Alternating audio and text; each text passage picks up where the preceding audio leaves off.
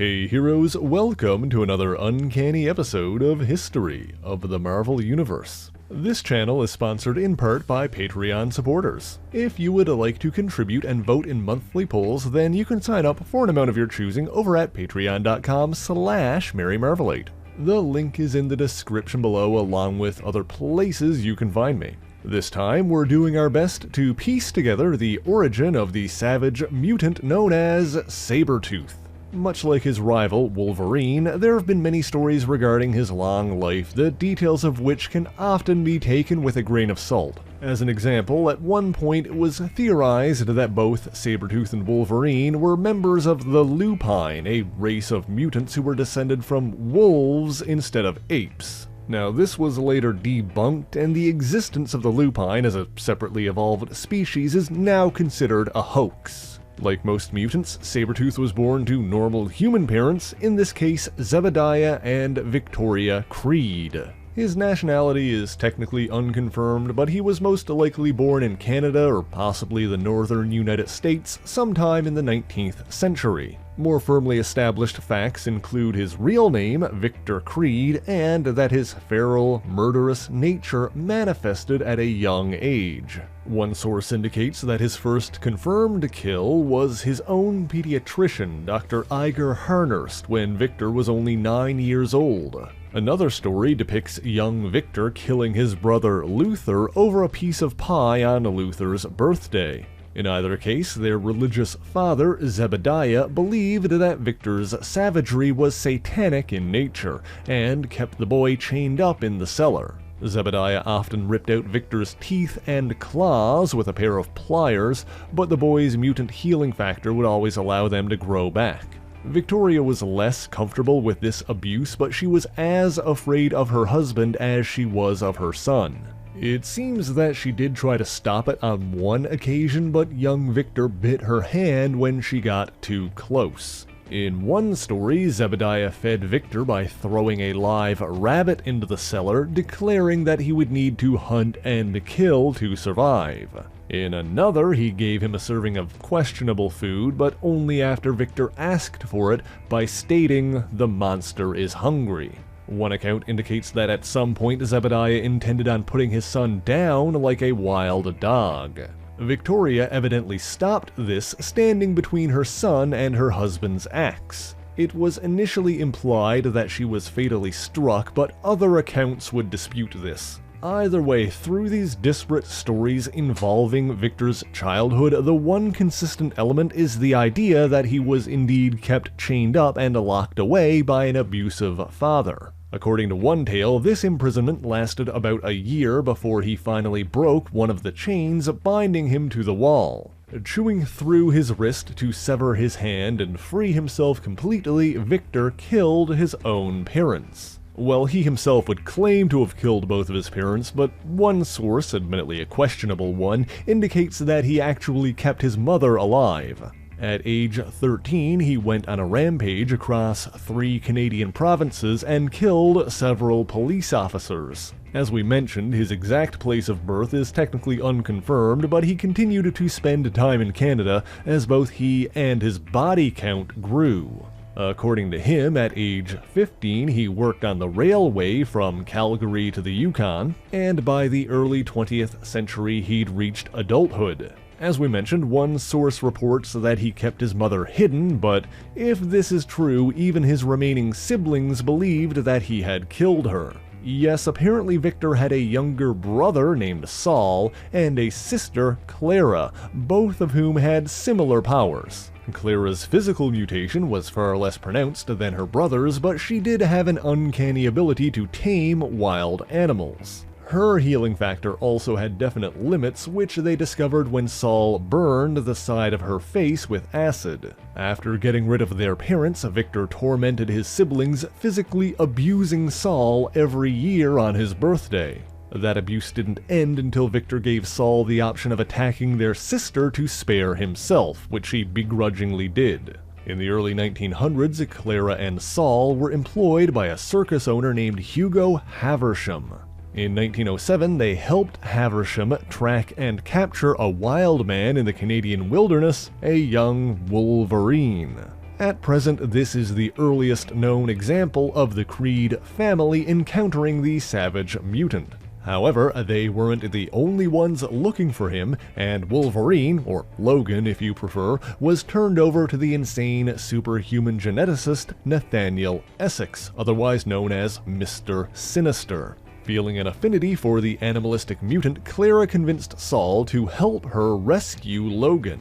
The trio fled south to New York, but Saul was bitter and angry about the way his life had been uprooted.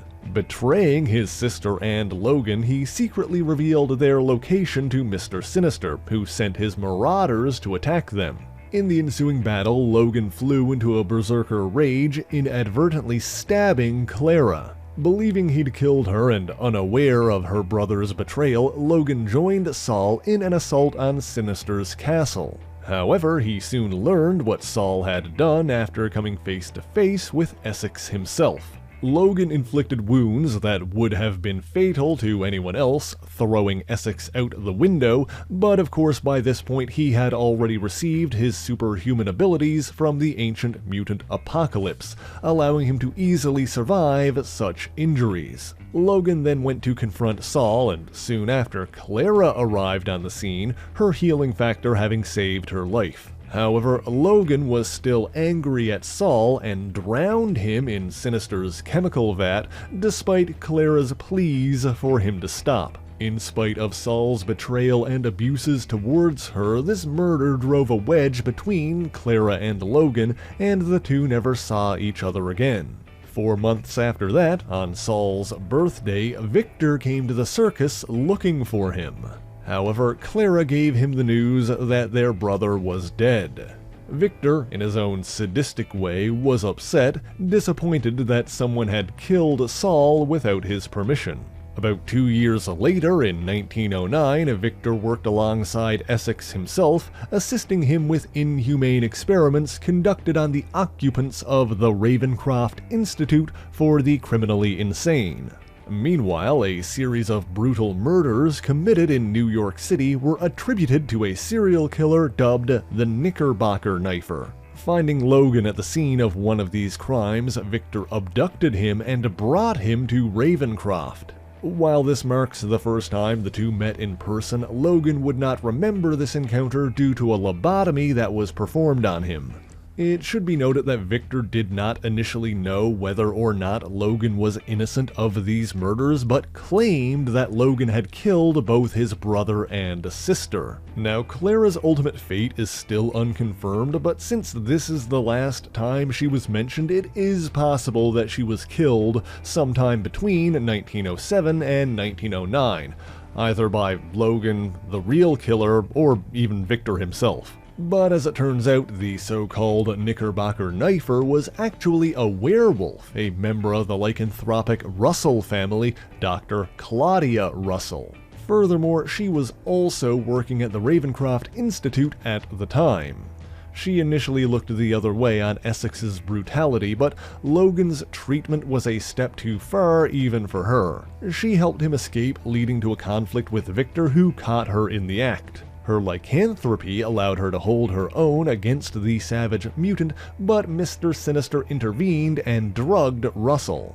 Despite Logan's escape, Victor continued to aid Essex when he performed an autopsy on the werewolf. This would not be the last time he would work for him, but we'll return to Mr. Sinister much later. In the meantime, while Logan was not conscious for what happened at Ravencroft, he would later claim that their first meeting occurred while they were in Japan. Victor had apparently traveled there and was murdering local sex workers. However, his victim's employer was a member of the notorious ninja assassin guild, the Hand. Finding Logan in Japan, the Hand decided to pit the two foreigners against one another, leading to their first battle. Logan was evidently victorious in this encounter, but underestimated his foe's ability to heal when he left him for dead. And Victor subsequently returned to Canada, where he found Logan once again. By this point, sometime in the 1910s, Victor had taken the name Sabertooth and used his stature to intimidate and terrorize a small frontier town. Logan, however, was not frightened of Sabertooth. In fact, it seems that he had no recollection of their earlier encounters at all. You see, while there would be more thorough instances of this later in his life, even in these early years, Logan would consistently suffer from memory loss as a response to severe trauma. During this time on the frontier, he was romantically involved with a Blackfoot woman named Silver Fox. In one of his most savage acts, Sabertooth brutally attacked Silver Fox, sexually assaulting her on Logan's supposed birthday and leaving her for dead. It's here where I'll point out that there is a notable pattern of Sabertooth inflicting terrible acts of violence on people's birthdays. It was his brother Luther's birthday when Victor attacked and killed him over a piece of pie. A year later, when he escaped from the cellar and killed his father, he ate another piece of pie that his mother had made, looked to the sky, and simply said, "Happy birthday." After that, he abused his other brother, Saul, every year on his birthday, only agreeing to stop when Saul agreed to attack Clara instead.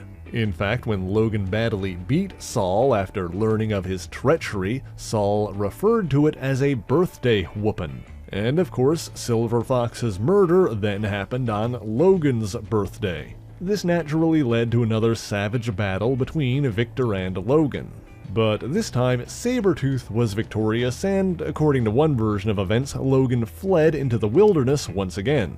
Now, it's at this point where we need to address the involvement of another similarly powered mutant named Romulus. Do you remember how I mentioned at the top of the video that it was at one point theorized that Sabertooth and Wolverine were part of a race of mutants descended from wolves? Well, Romulus is the one who perpetuated that hoax and even planted false evidence to support it. According to his sister Ramus, his actual goal was to create a lupine species and thus targeted wolf-like mutants with a supposed feral gene. Mutants like Victor and Logan. Of course, due to the conspiratorial nature of his machinations, any information that comes from Romulus himself is inherently untrustworthy. For now, there are two important points to note. The first is that Romulus was allegedly manipulating events from behind the scenes with the goal of grooming Logan into becoming a perfect weapon. The second is that at some point, Sabertooth began working directly for him. It's difficult to place exactly when that happened, but it's entirely possible that Sabertooth was acting under Romulus's orders when he killed Silver Fox. Apparently, after defeating Logan, Sabertooth dragged him into the forest and threw him into a pit. He manipulated the grieving mutant into believing that the people of the nearby frontier town had orchestrated Silver Fox's death to get rid of Logan. Sabertooth then departed, leaving behind an axe which Logan would then use to slaughter the town's inhabitants. In 1912, Sabertooth was sent to recruit another man, Silas Burr, into Romulus's conspiracy. Burr was also a mutant, but his powers allowed him to mentally influence people into ignoring their moral compass. In the early 1900s, while working for the Pinkerton Detective Agency, he used this ability to coerce a number of fellow agents into helping him torture and murder dozens of innocent people. Burr was caught in Iowa and sentenced to death, but Sabertooth rescued him on behalf of Romulus and brought him back to Canada. Then, when Logan enrolled in the Canadian military during World War I, Romulus manipulated things from behind the scenes so that he would be trained by Burr, who then used his powers to make Logan more dangerous. The next recorded clash between Wolverine and Sabertooth was in 1929 Chicago, while Creed worked as an occasional hitman for the notorious gangster Al Capone. Upon learning that Logan was in the city, Sabertooth murdered a woman he was seeing as a twisted form of greetings. Logan initially blamed Capone for this murder since he and the woman, Molly Barker, had been smuggling alcohol from Canada to Chicago. Capone told Logan that Molly's death wasn't his doing and that the one responsible wanted to meet with him the following day. When Logan arrived at the designated place, however, he and 7 other men were gunned down by Sabertooth and his associates. Since these murders occurred on February 14th, they would be referred to as the St. Valentine's Day Massacre. Logan, of course, was the only victim to get back up and escape before the police arrived.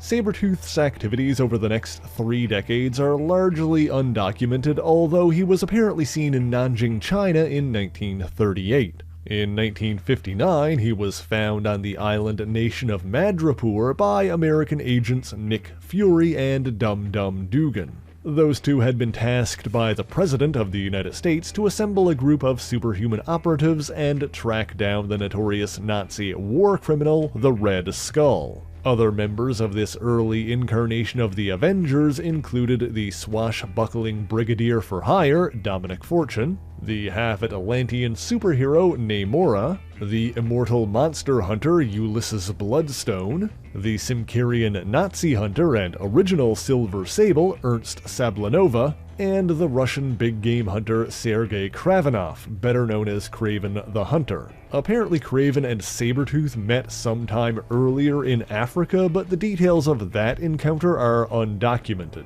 Despite the animosity between them, the team succeeded in tracking down the Skull, or at least the man who wore the mask during this time.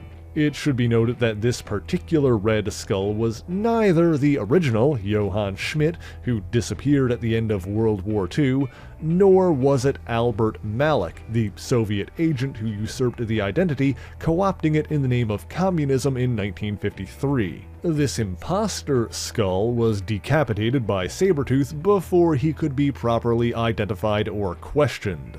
Despite this act of savagery, he remained a member of the squad for their next mission that same year, during which he donned what would become his iconic brown and orange costume for perhaps the first time. The team battled Nazi supervillains and uncovered a treasonous plot by a corrupt military official to recruit and use said villains. By the end of that autumn, the team was disbanded once again, and Victor Creed was granted a full pardon for any previous crimes. Then, in 1961, under Romulus's direction, Victor was recruited into a special Black Ops unit being run by the CIA, Team X. And so Sabertooth was reunited with Logan, who'd also been recruited by the CIA and placed on that same squad.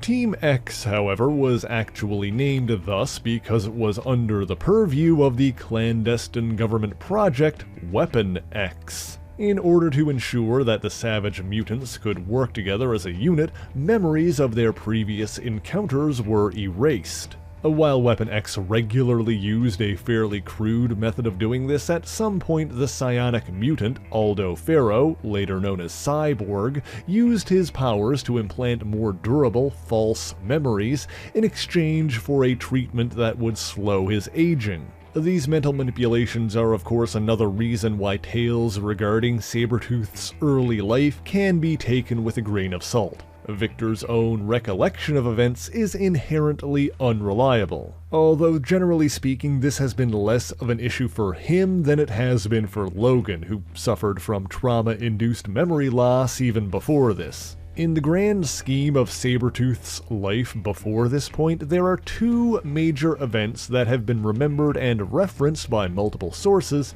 and whether fabricated or not, are integrally part of his history. The first is the fact that his father kept him chained up in the basement when he was a child. While the details can be inconsistent, the core idea is something that has remained burned into Sabertooth's memory into the modern day. The second big point is that he violently attacked Silver Fox in her cabin, leading to a savage battle with Wolverine, but there is a wrinkle there as well. Namely that despite her apparent death at Sabertooth's hands half a century prior, Silver Fox was somehow recruited onto Team X as well. Now, while some handbooks assume that she actually survived that attack, other sources, like the Marvel Fact Files for example, posit that the Silver Fox on Team X may have been an imposter created by Romulus. Either way, this Silver Fox betrayed her teammates on a mission to Cuba in 1963 and left, later joining the terrorist group Hydra. As for Sabertooth, despite any mental conditioning, he would continue to be a violent, depraved monster while working as a CIA operative. For one mission, Logan was sent to assassinate the Russian astronaut Epsilon Red. These orders were cancelled at the last minute, and Sabertooth arrived to send Logan away, but Epsilon, having sacrificed part of his humanity when he was genetically altered, actually wanted the CIA to kill him. Sabertooth, however, wished only to make him suffer and shot his pregnant wife, leaving her to die in childbirth, although the baby miraculously survived. On another assassination mission, Sabertooth intended on sexually assaulting the target's wife next to the corpse of her husband. Logan stopped him and Sabertooth left, instructing him to finish the job by eliminating the witness. However, Logan spared the woman's life, firing a shot and intentionally missing to make Sabertooth think that he'd killed her. In the wake of this, that woman was recruited into the Red Right Hand, a group of people who had been wronged by Wolverine and sought revenge. While she was pensive about getting involved with the cultish organization, the group's leader convinced her to let him show her something. According to him, Sabertooth had kept his mother hidden but alive for decades, bringing her presents every 2 weeks and providing a luxurious lifestyle. However, by this point she had grown old and cancer-stricken, only weeks away from death. The cult leader placed a hammer in the widow's hand, encouraging her to take out her frustration on the old woman and become part of the Red Right Hand. The widow begged him to stop and closed her eyes, but when she opened them again, she found that she'd already committed the grisly act. Of course, it should be noted that other sources support Victor's claims that he killed both his mother and father as a boy, and so it's entirely possible that the cult leader lied about the old woman's identity as a manipulation tactic. Back to the story at hand, the most notable Team X mission occurred early in 1968. Victor and Logan were sent to East Berlin alongside another Team X member, Christoph Nord, codenamed Maverick. The job seemed simple enough: to infiltrate a Soviet facility, steal a device called the carbonadium synthesizer, and extract a deep cover agent, Janice Hollenbeck. However, Sabertooth was given a secret task of retrieving the cyborg super soldier Omega Red. It was that part of the mission that went sideways as Omega Red broke free and attacked.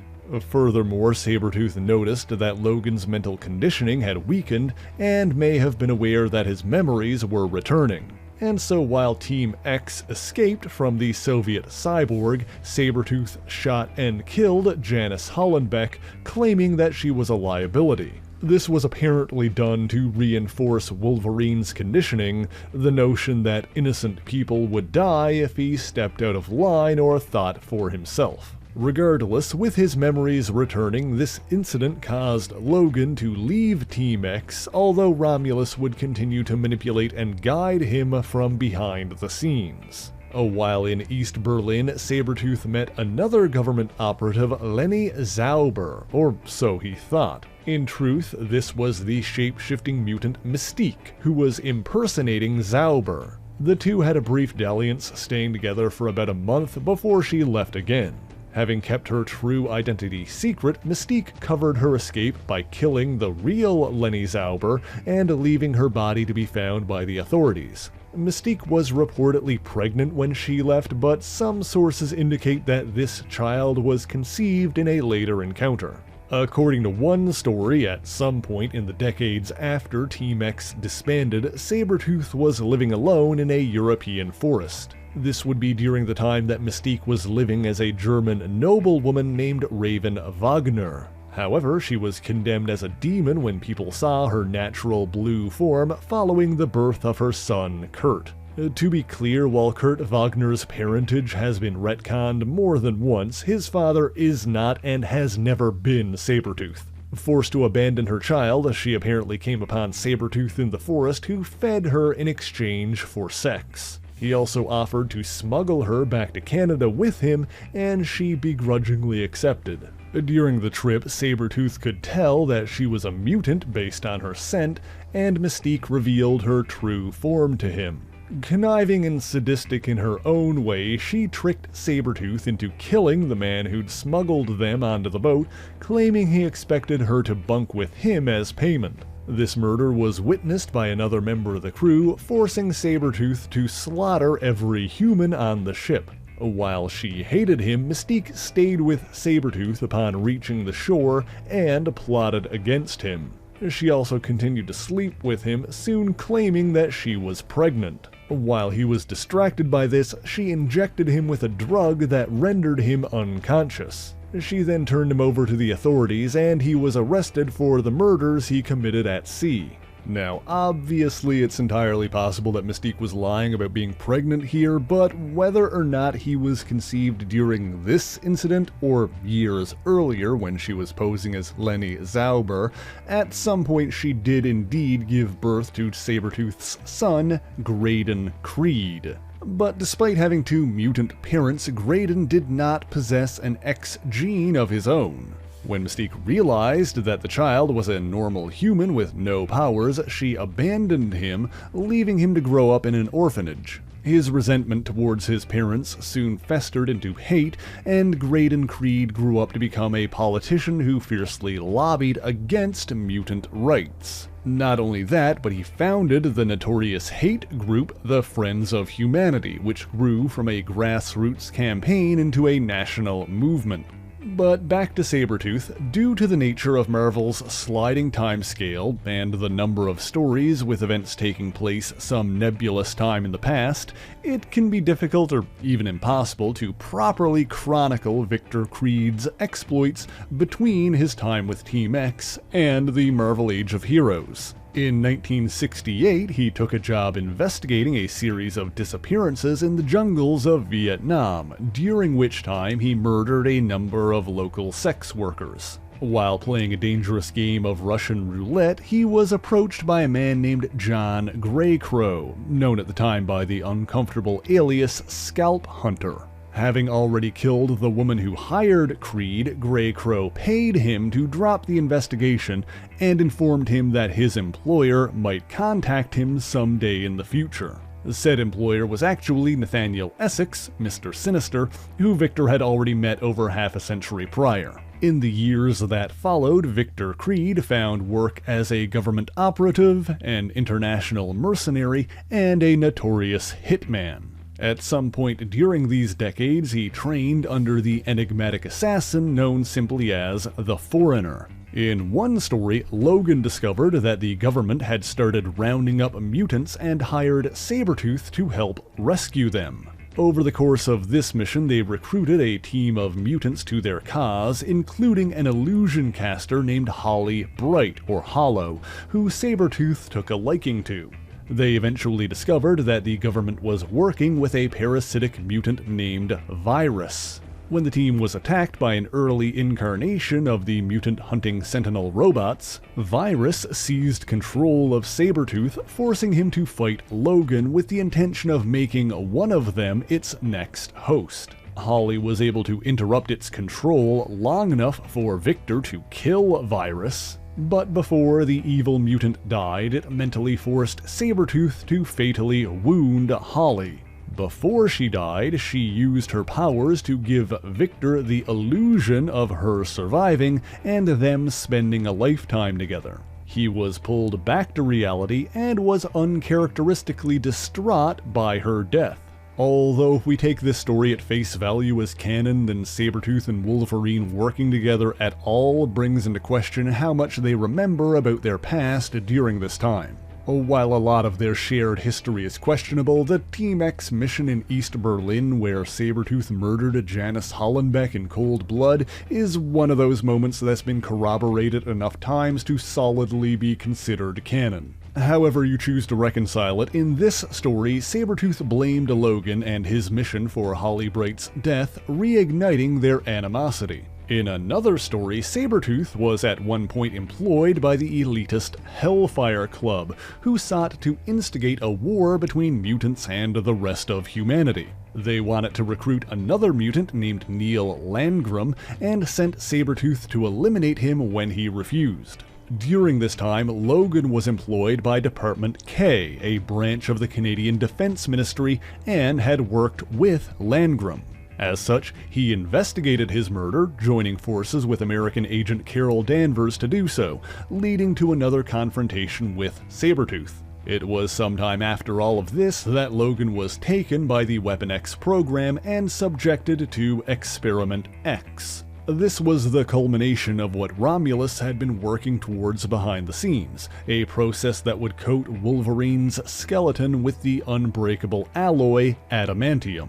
And so when the Professor, Truett Hudson, perhaps better known by the alias Andre Thornton, began the experiment, both Sabertooth and Romulus were there to watch. Of course, this process shattered Logan's memories more than anything the CIA ever did, virtually leaving him a blank slate. It also overtaxed his healing factor, leaving it weakened for years afterwards. Logan ultimately escaped from the Weapon X facility and was found in the wilderness by James and Heather Hudson, who helped him regain his humanity and some of his memories. However, he could remember nothing of the Weapon X program or Sabertooth. Looking for answers, he consulted with an American adamantium specialist, Dr. Myron McLean. Sabertooth was sent to interrupt, leading Logan away, and was shocked to find that he didn't remember him. He even teased him about the death of Silver Fox, hoping to provoke a reaction. And while Romulus still had plans for Wolverine, Sabertooth was more than happy to try and kill him while his healing factor was still weak. However, their fight was interrupted by other unidentified agents, presumably on behalf of either Weapon X or Romulus. In the end, Logan was rescued by old allies he could no longer remember, including Nick Fury, Natasha Romanoff, and Carol Danvers. So, as you can see, much of Sabertooth's early history is directly tied to the events in Wolverine's life, ultimately making much of the story more about Logan than Victor. Even before the revelations regarding Romulus's machinations and his involvement in Weapon X, this was very much the case. While his childhood was tragic, Sabertooth is not exactly a sympathetic character with a well-documented history. He is a character who shows up at various points in other people's stories, usually as an antagonist, leading to a disjointed narrative when focusing on just him. As mentioned earlier, if one were to strip away the excess, leaving only the most well-established aspects of Victor Creed's history, you would be left with 4 major points that shaped his past.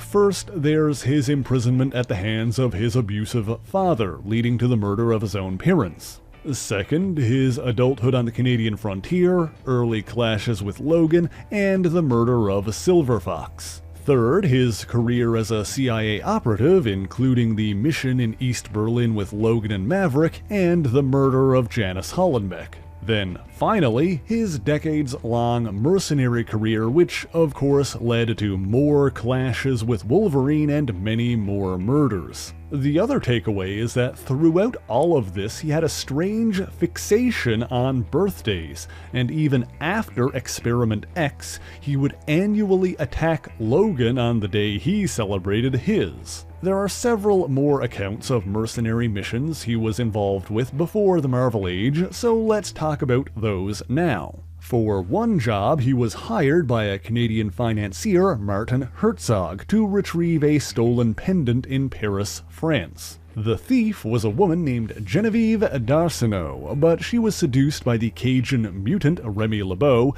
who stole the jewel for himself. In order to get it back, Sabertooth captured both the woman and Remy's adopted brother, Henry, holding them both hostage at the Notre Dame Cathedral. Remy turned over the pendant, but Sabertooth dropped both hostages from the top of the building regardless, forcing the mutant thief to act quickly. He succeeded in saving his brother, but Genevieve perished in the fall and Sabertooth escaped. In another story, some nebulous time in the past, while working as an operative for the CIA, Victor was sent to an abandoned mosque in the outskirts of Jerusalem, where he was meant to rendezvous with the precognitive mutant Irene Adler, better known as Destiny. He was accompanied by a Mossad agent named Amahai Benvenisti. However, this agent was secretly Destiny's lover, Mystique.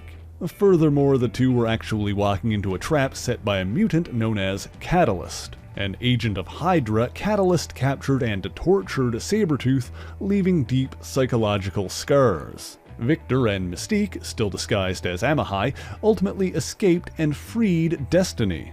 However, Sabretooth's revenge was cut short when Destiny kicked Catalyst over, electrocuting him. Unbeknownst to Sabretooth or Mystique at the time, the mutant Hydra agent actually survived and eventually recovered, but they would face him again to foil his plans and finish the job years later.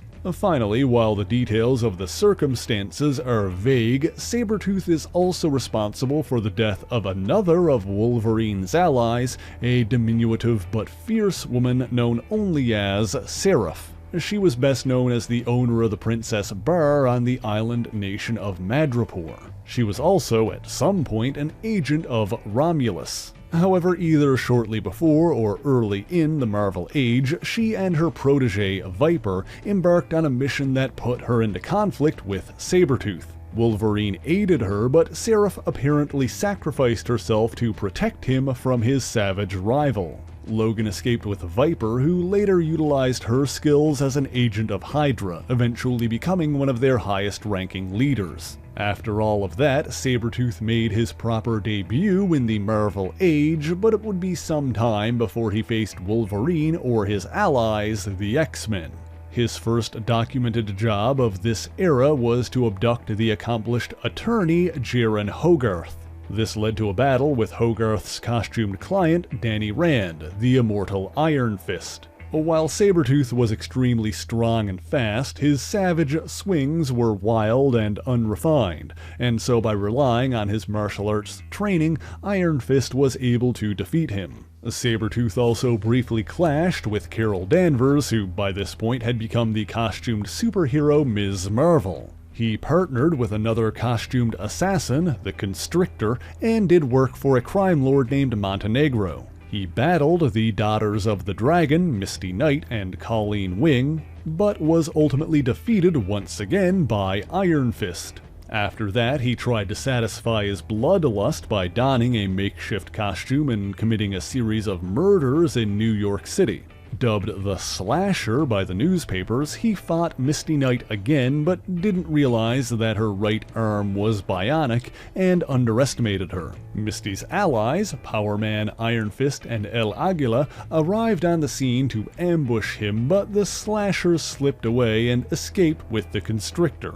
He later tried to take revenge on the heroes and attacked Power Man's girlfriend, Harmony Young, initially mistaking her for Misty Knight. Fittingly, Sabretooth was overpowered by Power Man, and while one side of Harmony's face had been badly clawed, the hero resisted the temptation to kill the villain. After these defeats, Sabretooth returned to his one-time mentor, the Foreigner, looking for work. While the Foreigner didn't have any jobs for a highly conspicuous assassin, he soon realized that he'd been robbed by the costumed thief, the Black Cat.